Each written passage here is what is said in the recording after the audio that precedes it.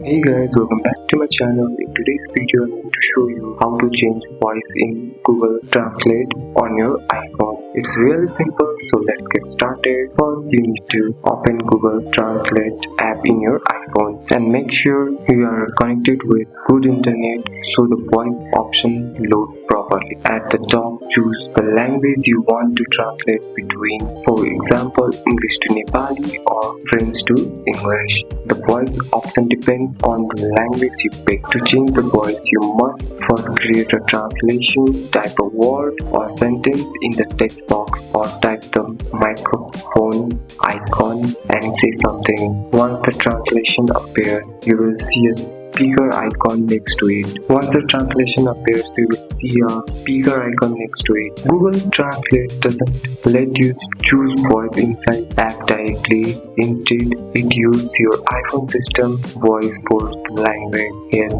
how to change it. Go to your iPhone settings, scroll down and tap accessibility.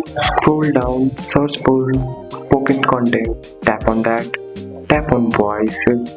Choose the language you want like English, Spanish or Nepali. You will see different voice options like male, female or multiple voice names. Tap any voice to preview it, then download it if needed.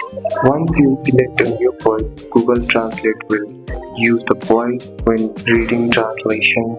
Still, in spoken content, you can adjust the speaking rate slider.